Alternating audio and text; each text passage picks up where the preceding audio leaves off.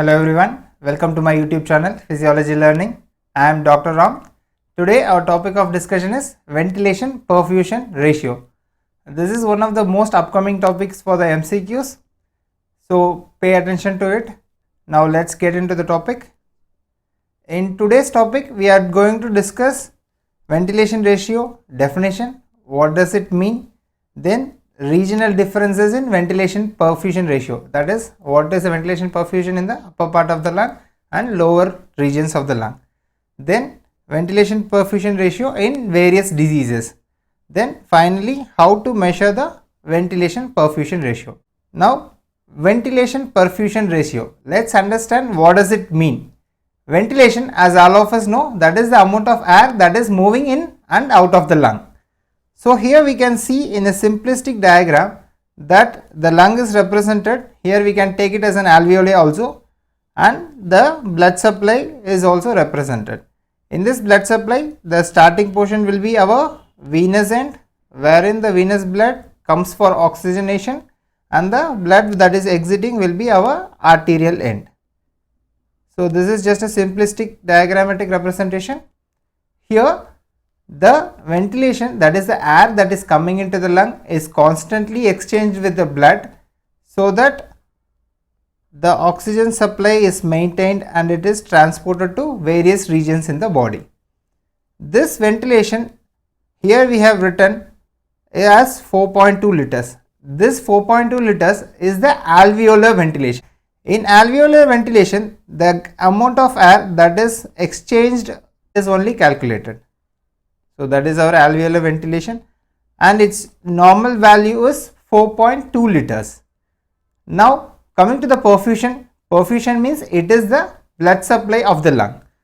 Here the blood supply of the lung, which is normal around, is 5.4 liters. So normally during our normal inspiration and expiration, 4.2 liters of air is being exchanged with the blood supply, that is 5.4 liters. So the ratio between the ventilation, that is the air intake, with that of the blood supply is called as ventilation perfusion ratio. This is called as VP ratio or VQ ratio. Q represents the quantity of blood. So Q represents the quantity of blood. So some books write it as VP ratio, some books write it as VQ ratio. Both of them are very essential for the gaseous exchange. If ventilation is less, obviously the organs will not get the adequate oxygen. As well as if the blood supply is not proper to the lung, perfusion is not there, then also the oxygen that is coming cannot be transported. So both of them are very essential for normal gas exchange.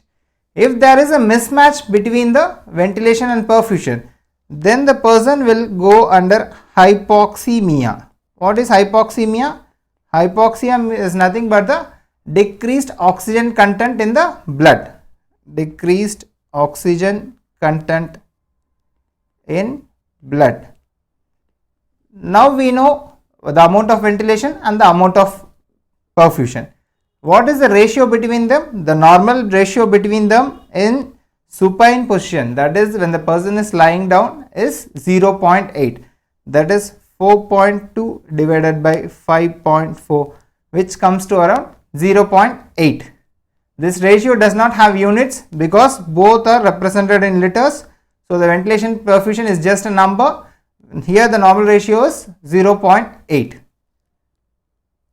Now coming to a very important note, in some persons the ventilation perfusion ratio can be normal, but both the ventilation and perfusion might have been decreased. Let's understand this very important note, where it says a normal VP ratio does not mean that the ventilation and perfusion of the lung is normal. Here they are saying the VP ratio is normal but not the ventilation and the perfusion. For example, let's take a case of lobar pneumonia. In lobar pneumonia, what happens? One part of the lung is not functioning well.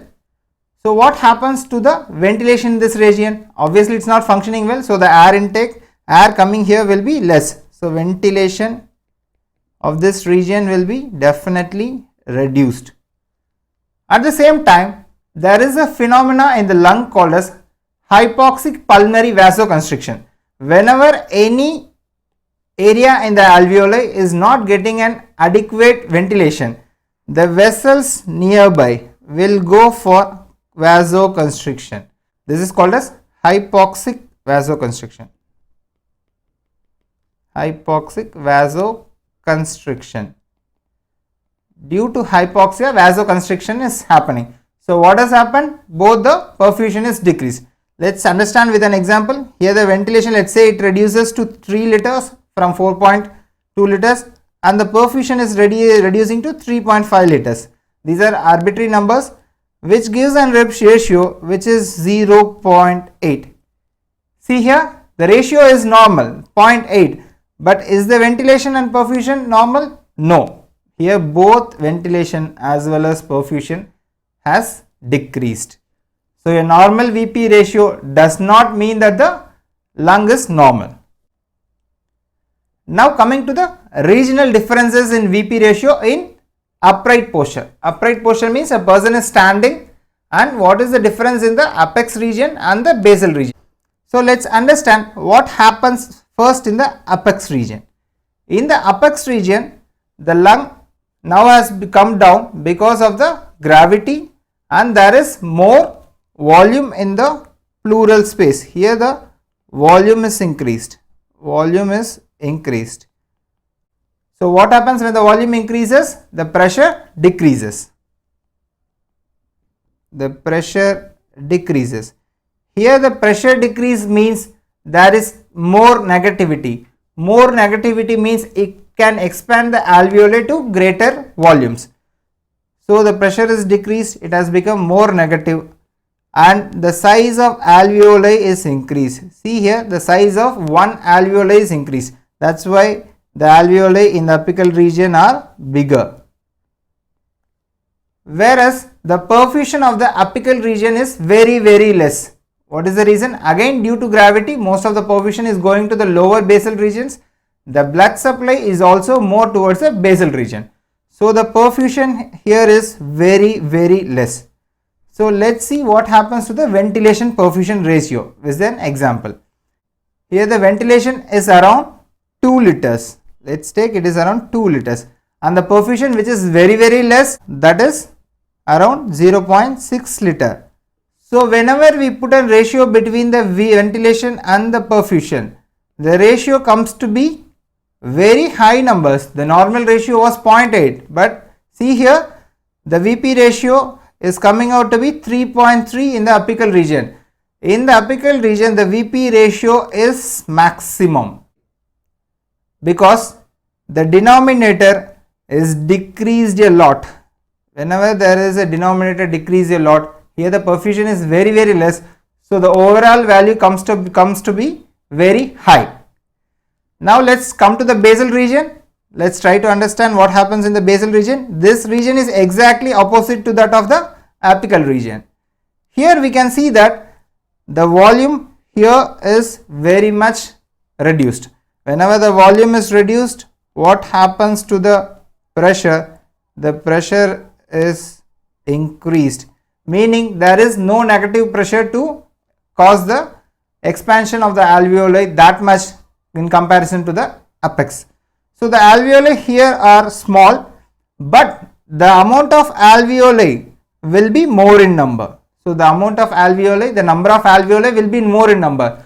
Even though the per alveoli expansion is less, but still we have hundreds and thousands of alveoli in the basal region in comparison with the apical region. So what happens to the overall ventilation? The overall ventilation increases a lot. So the total ventilation is maximum in the basal region, and again the total perfusion, it is also maximum in the basal region because of the increased blood supply as well as the gravity helping it. So now coming to this VP ratio in this region, the total ventilation is around 6 liters, meaning that if the entire lung is full of the basal alveoli, then it will be around 6 liter, and the perfusion is around 10 liters. That is, that much amount of blood supply is proportionately going to the basal region. So the VP ratio, see here 6 by 10, which comes to around just 0.6. So the VP ratio is least in case of the basal region. Here there are loads of MCQs. Let's Revise them one by one. Total ventilation as well as total perfusion is maximum at, yes, it is maximum at the basal region, whereas the VP ratio, it is maximum at the apical region. So make sure to read the MCQ question properly and give your answer. Then VP ratio is least, again it is in the basal region. All of these are MCQ. So make sure to go through this slide very nicely. Now coming to the VP ratio in diseases. The normal ratio is around 0.8. Now let's see what happens if there is absolutely no ventilation or the blood supply is absolutely zero. So for example, let's study, suppose if there is a block in the ventilation. So ventilation is completely absent. So what happens to this VP ratio? Here the numerator is 0, 0 by P, then it will become 0. So the VP ratio will become 0 whenever the ventilation is absent. Let's give some examples. The examples are, one thing is any foreign body obstruction that is causing it. So foreign body obstruction.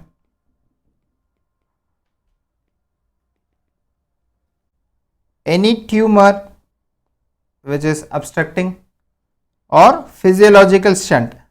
Physiological shunt we will read again in the transport of oxygen. In physiological shunt, the blood supply by the bronchial vessels is not oxygenated. They will not carry any oxygen from the lung. So this region is, ventilation is absolutely zero. Say there, so there is perfusion but there is no ventilation. So physiological shunt is also a kind of VP ratio 0. Now coming to the second condition where we wish to study the obstruction of the blood vessel. Suppose if the blood vessel is obstructed, what happens to the VP ratio? In a VP ratio, here now the P is 0, that is the perfusion is 0. Whenever the denominator is 0, the ratio becomes infinity. What is the classical example for this VP ratio infinity? Again an MCQ. The classical example is pulmonary embolism. Pulmonary embolism with a huge emboli can block the pulmonary vessel and cause the VP ratio to become infinity. Pulmonary embolism. Now coming to the extremes of VP ratio in a graphical representation. So let's try to understand the normal lung first, then we will move on to the how the graph is there present in the diseases. In the atmospheric air, the oxygen levels are 150 mm of Hg and the CO2 levels are around 0. Now whenever the exchange happens inside the alveoli, the alveolar value becomes 100 mm of Hg of O2, then CO2 becomes 40 mm of Hg. Now coming to the venous side, the O2 levels are around 40 and the CO2 levels are around 45. These values we will again discuss in the transport of oxygen. For now, just trust me, these are the normative values, and let's try to understand what happens in extremes of the condition, like whenever there is a blockage of ventilation or whenever there is a blockage of the perfusion. Now coming to the blockage of ventilation, wherein let's take an example of foreign body obstruction. Suppose a foreign body is obstructing and it is causing the ventilation to be cut off. Is there any air entering from the atmosphere? No. So what will happen is, after some time, the amount of venous return CO2 as well as oxygen levels will equilibrate with the alveoli because it is not getting the fresh oxygen. So what happens is, the levels over here was 40 and 45. In a similar manner, this will equilibrate with the alveoli and the alveoli oxygen levels will become 40 mm of Hg. Then the carbon dioxide levels will become 45 mm of Hg because now the external supply intake is cut off. Now let's understand what happens in the pulmonary embolism. Now there is no venous return coming out. So which value will be represented? Yes, the atmospheric value which are coming from the atmosphere will be equilibrated. So the oxygen levels will be around 150 mm of Hg and the CO2 levels in the alveoli will become 0 mm of Hg. So here the venous return values are equilibrated because of the ventilation is cut off. Here the atmospheric values are equilibrated because there is no blood supply to take in the oxygen as well as give out the carbon dioxide. Now this has been graphically plotted. First the normal values, which is around the oxygen of 100 and CO2 of 40. Here the x-axis is represented as PO2 and the y-axis is represented with PCO2. Now let's plot the values 100 and 40.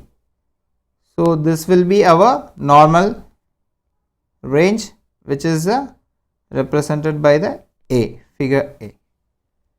Now coming to the figure B, here the oxygen levels are 40 and carbon dioxide levels are 45. So the plot will be around here with here. So there will be a point here where it is 40 and 45, which is represented by the diagram B.